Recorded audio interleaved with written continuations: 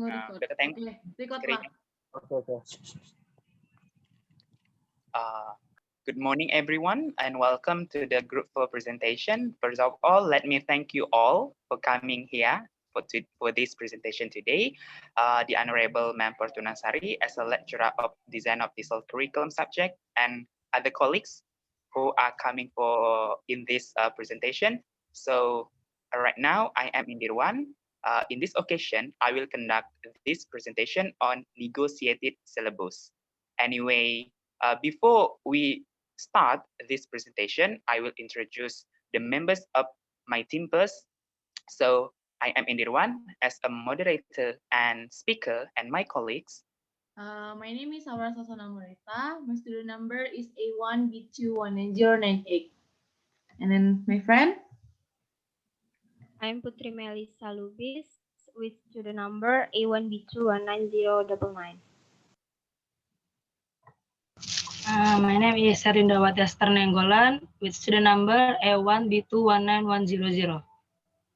Okay, everyone, let's get started. So the first material will be presented by Herlindawati Ester Neinggola. To Herlindawati Ester Neinggola, time is yours.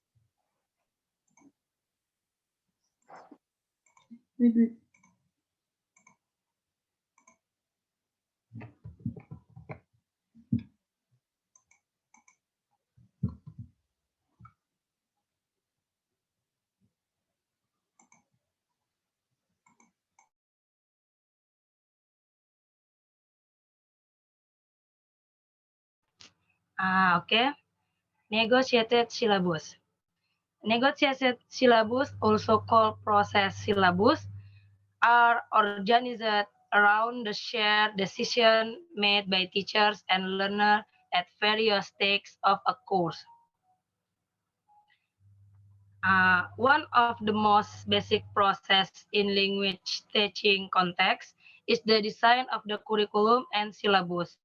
Although there are certain models in the literature, changing needs of language teaching leads to new ones which appeals to the learners better than the others. One of these new models is the negotiated syllabus in language classroom.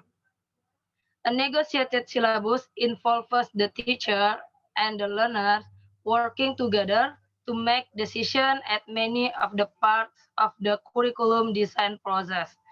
It provides learner active involvement in the shared task of developing a syllabus via the process of negotiating with the teacher.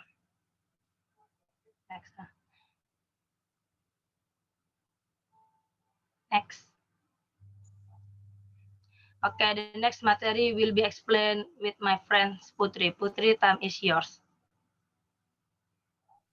Okay, Herlindawati Esther, thank you very much for your explanation. So the next material will be presented by Putri Melisa. To Putri Melisa, time is yours. Okay, adult students preparing for postgraduate university. First 2 weeks of class follows a set of program. The second, at the end of 2 weeks period, the teacher asked to negotiate. The third, the teacher and the class members list the activities and other. The fourth, rank the items. The fifth, the resulting timetable. Okay, some reasons for that. First, learners' background. Many of the learners come from backgrounds where teachers are highly respected and would feel very uncomfortable telling the teacher what to do. The second, goals and activities. This initial time of experience would inform and enrich the learners' later negotiations because they would have more to draw on. The third, learning focus. The teacher wanted to show what he saw as important for the learners and what he taught well. The fourth, developing credibility. The teacher wanted to develop credibility with the class before passing much of the control to them.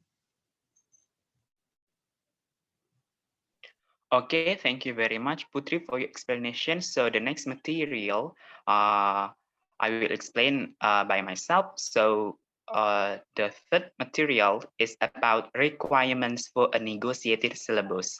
According to Brin 1987, he describes the decision to be negotiated in a negotiated process or syllabus and the materials needed to make it work. So the decision include the following and are made through the discussion by the teacher and learners. So there are three requirements that teachers should be aware when they are designing uh, some negotiated syllabus. For example, the first requirement is negotiation procedure. In this negotiation procedure, there are some questions arise when firstly concerned, when the teachers firstly concerned to these negotiation procedures.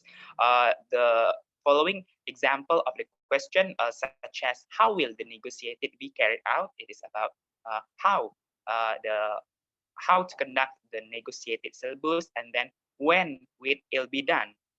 It's talking about the time when the teachers would like to conduct this negotiated syllabus.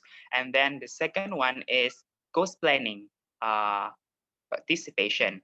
Secondly, the participant in this course planning will cover a question. So in designing this syllabus, the teacher must be aware with the course planning, especially for the first, for the participants by questioning some example question like who will work with whom, and the range of answer to this question include individual work, pair work, group working with teacher, and the teacher working with whole class. So this is what we call a negotiated syllabus because there are some collaboration between teacher and their students. And the third is the same with the third requirement. It's about course planning, but it's mostly talking about procedure. This in this part, it's mostly talk about the procedure, and then the fourth requirement is course planning or learning goals. So in this learning, the teacher compose the goals of the learning, the objectives of the learning. For example, like the range of possible answers, including increasing speaking fluency, learning new vocabulary, learning how to organize when written, and learning how to be understand and give some direction about the English materials. And then the five requirements is course evaluation.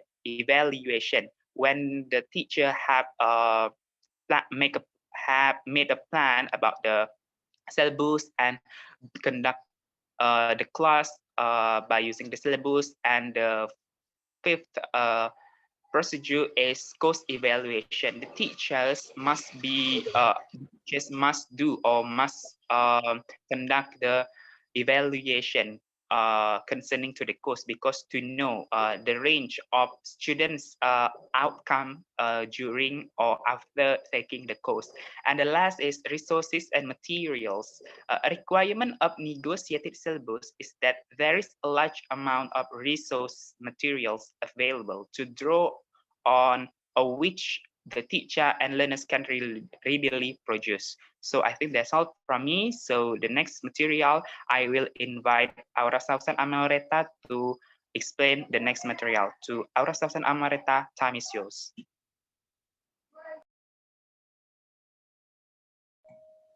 Okay, I'm explain about syllabus with some elements negotiated. There are four elements negotiated. The first is a fixed lesson or time of the day, and then the second is a participant produce learning goals and evaluations. And then the third is the classes for one or more language skill, and then the last or fourth is one or more part of the inner circle of the curriculum design diagram is open to negotiation. I think that's all from me. Okay, thank you very much, Aura Sausan. So for the next material, I will invite Herlindawati Ester again to explain the fifth materials. To Herlindawati Ester Neinggola, and time is yours.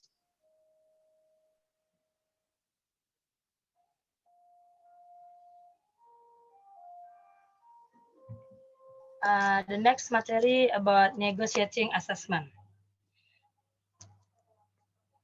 Negotiating assessment, which is characteristic by the exchange of view between assessor and assessors and the extensive involvement of the participant or assessors in their own assessment procedure.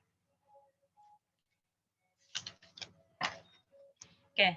By negotiating their assessment, students gain an opportunity to develop clearer understanding of themselves as learner and their own learning process within their own cultural and professional environment.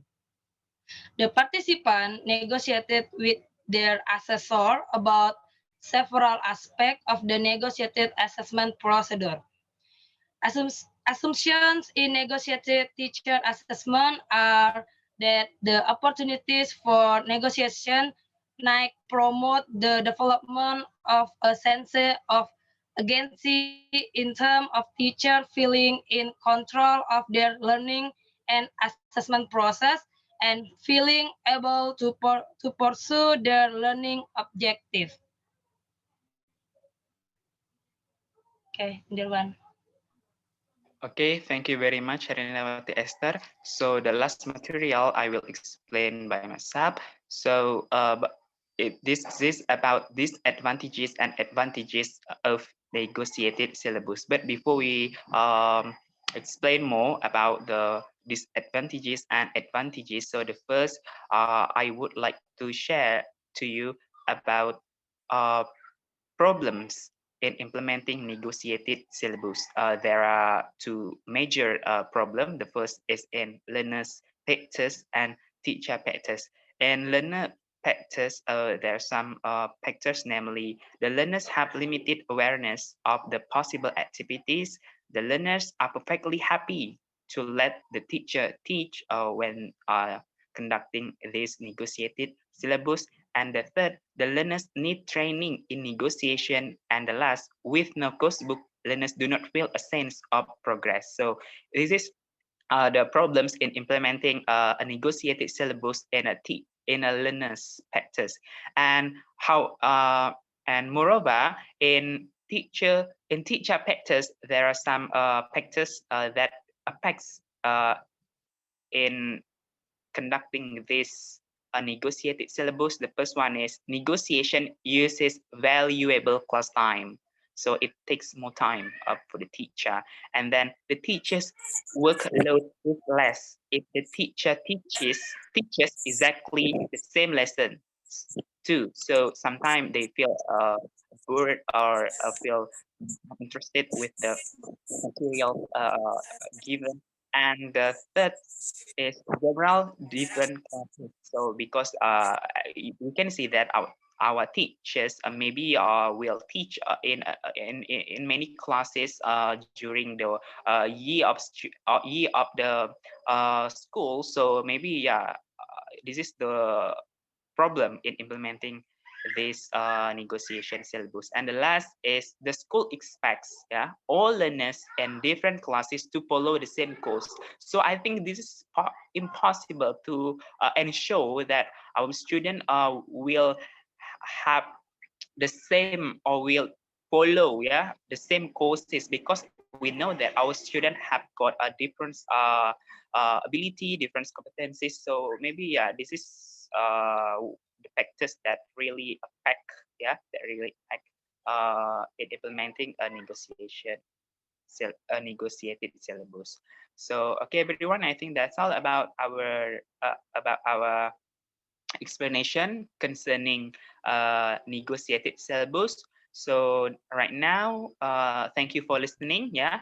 And now, if there are any questions, we would be pleased to answer them. We will receive 3 questions. So if you would like to ask to my group, please unmute your microphone, mention your name and your question. Time is yours, audience.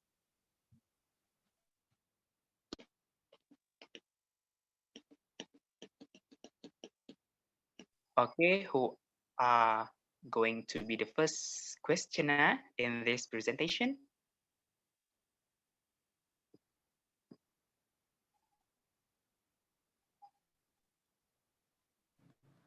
Okay, Indirwan. Okay, guys. Okay. My name is Susan Septiani. My student number is A1B2219112. So I won't give the question. The question is,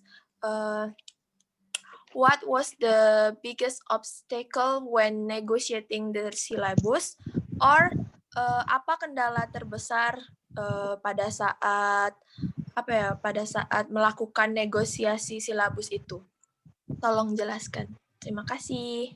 Thank you. Okay, you're welcome, Susan. You are welcome. Thank you very much for asking the questions. So, anyone, any other questions concerning this presentation? Okay, Turapika, Dia Ayunintias, time is yours. My name is Rafika Diantias. My student number is A1B2191006. My question is how to determine a core competency indicator and learning objective, and do all courses have to be undertaken by students?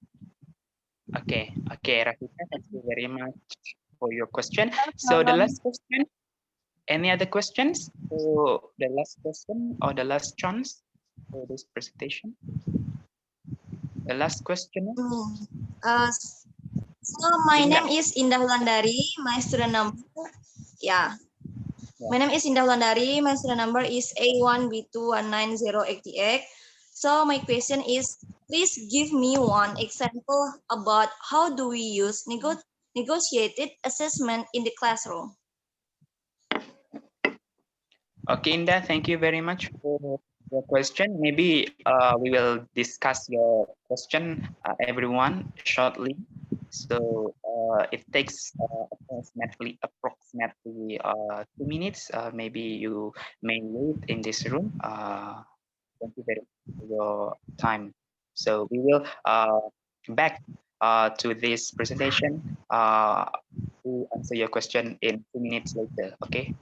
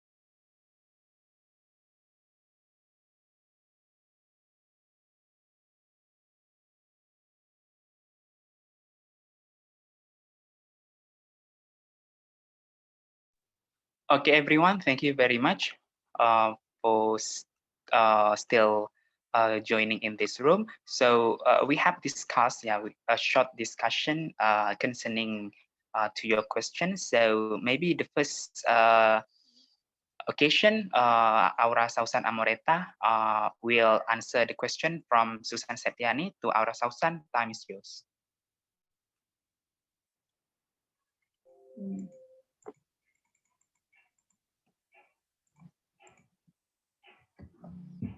Um,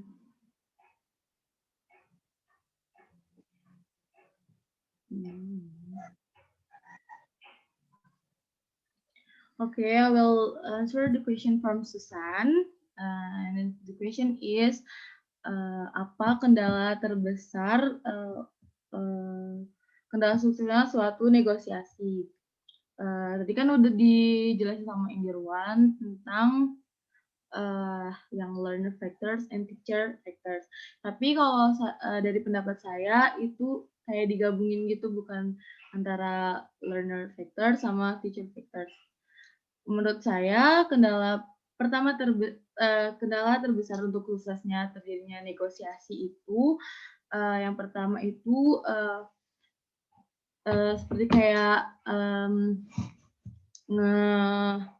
kayak fokus pada pribadi, terus juga bukan pada masalah, dan juga pasti yang pertama kendala terbesarnya itu tidak berusaha untuk mengerti orang lain, kayak egois ataupun kayak menang sendiri, itu pasti atau menguntungkan hanya salah satu pihak. Jadi menurut saya itu adalah kayak kesusahan kendala suksesnya suatu negosiasi. Terus juga pasti ada kendala seperti kayak kendala emosi ataupun kayak pokoknya banyak kayak terus juga ada kayak menyalahkan orang lain. Mungkin itu pendapat saya. Bagaimana, Susan? Okay, Aura, thank you very much for answering the question from Susan. So anyone who wants to give who wants to share or give the ideas concerning these questions, you may add some questions, some answers concerning to this question. Anyone? Okay, I think nobody who wants to add the answer. So Susan, have we answered your question?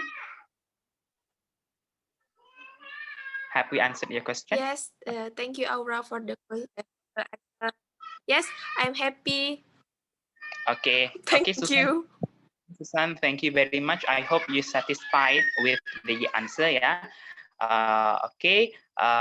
Thank you. So maybe let's move on to the second question. Yeah, from Rafika. In this, the first occasion, the first turn, Putri will answer the question from Rafika to Putri. Melisa, time is yours.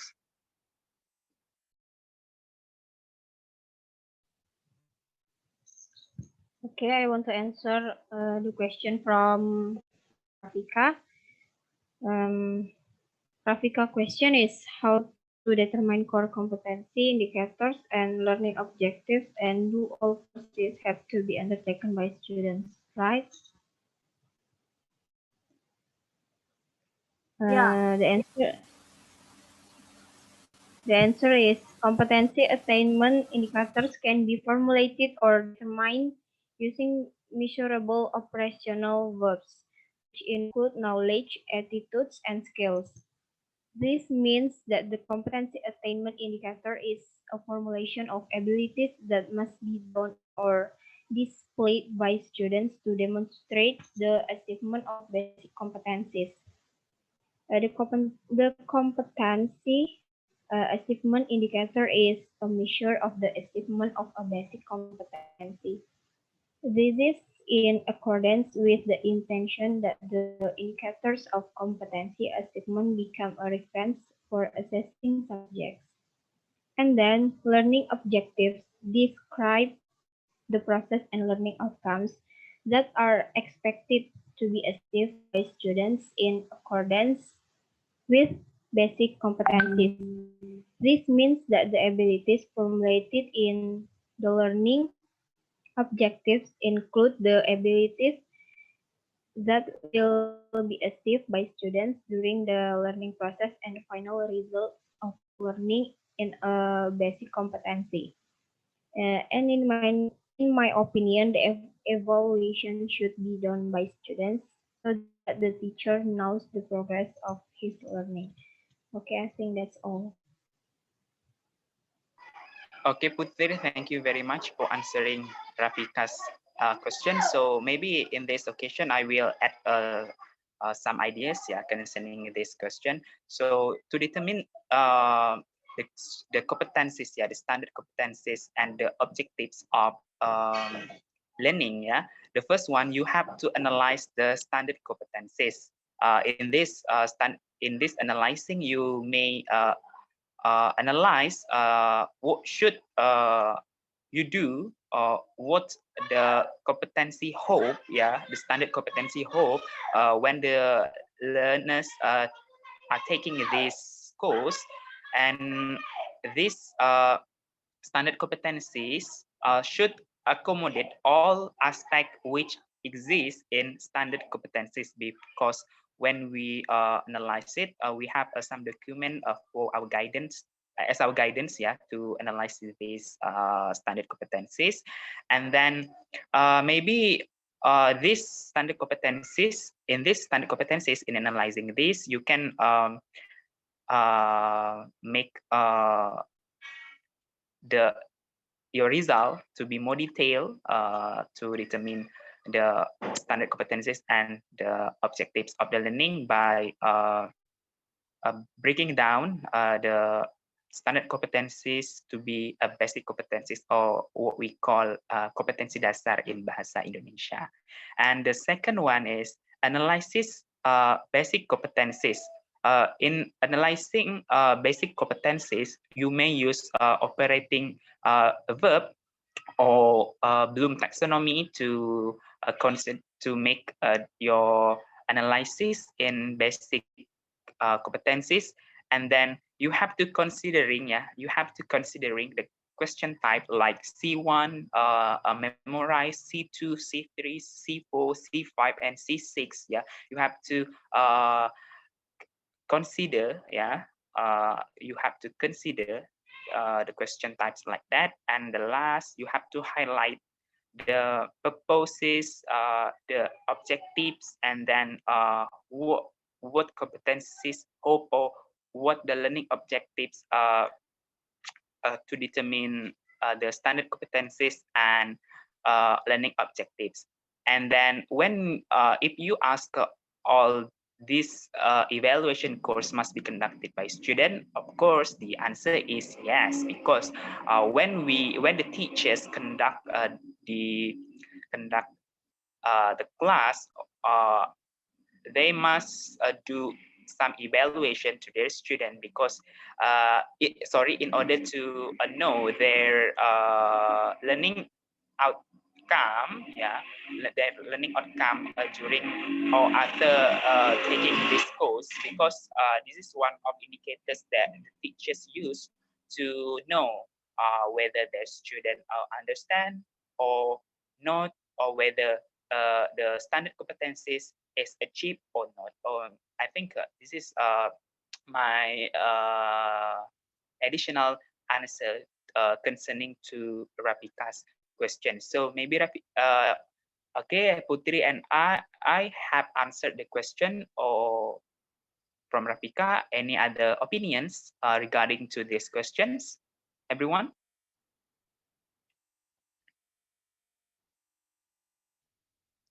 Nobody who wants to add the answer?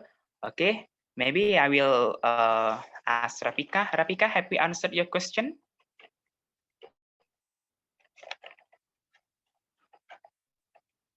Sorry, please unmute your microphone first. We are still not hear. We are still cannot hear your voice. Okay, we will wait you for a while. Or maybe you can write down your response on chat box, yeah, while waiting for your response. Okay, I think Like, enough for your answer. From your answer is okay, quite complete. okay, okay. So I think I hope you're satisfied with the answer, and yeah, thank you very much. And maybe let's move on to the last question. The last question from Indah Wulandari will be answered by Herlindawati Ester. To Herlindawati Ester, time is yours. Okay, I want to answer the question from Indah Wulandari. The question is, please give me one example about do we use negotiated assessment in the classroom? Benar nggak itu pertanyaannya? Oke, kalau menurut sepengingatan saya, itu kita pernah ngelakuin negotiated assessment di kelas kita, kalau nggak salah itu dengan mata kuliah Pancasila, maybe. Jadi di situ kan our lecture kayak memberikan penilaian-penilaian, kayak mana sih sistem prosedur penilaiannya, kayak kalau seandainya hadir itu nilai bobotnya berapa, dan kalau mengerjakan tugas beserta makalah dan itu tepat waktu itu nilainya berapa. Tapi di sini yang ingin saya kasih tahu contohnya itu lebih ke ketika kita ingin mengerjakan suatu suatu wawancara. Jadi kan itu dosennya tuh bertanya lagi nih, kira-kira kalian tuh maunya ketika mengerjakan wawancara ini sudah dimasukkan nilai atau tetap masih mau melakukan UAS. Nah, itu kan di situ kan terjadinya suatu negosiasi dalam hal penilaian. Mungkin itu salah satunya contoh di mana kita tuh pernah mengadakan negosiasi penilaian di kelas kita. Mungkin itu contohnya. Bagaimana, Indah? Okay, I understand.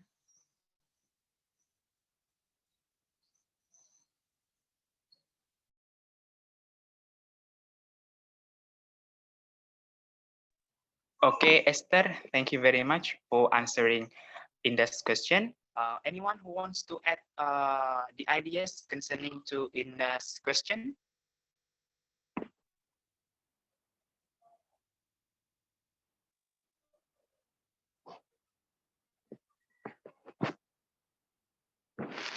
Anyone who wants to give or to share their ideas concerning Indah question? Nobody. So Indah, have we answered your question? Yes. Okay, Indah, thank you very much. I hope you're satisfied with the answer.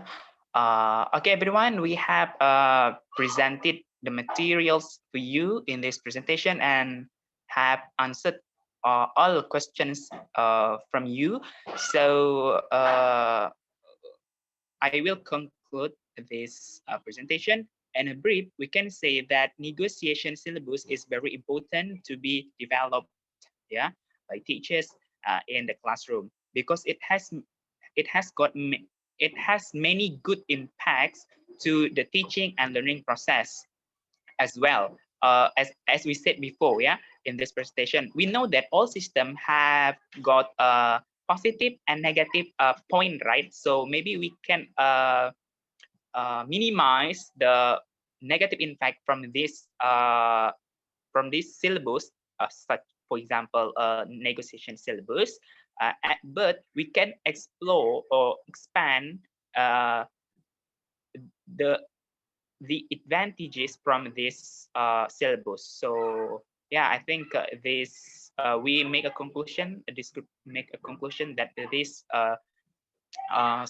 kind of syllabus is very primary to be developed in the classroom. Okay, everyone. I think that's all our presentation today. Hopefully, this brief explanation will be useful for you. Thank you very much for coming here and your attention. See you on the next occasion. Bye for now. Bye. Thank you. Bye. Thank you. Thank you Bye-bye. for coming, guys.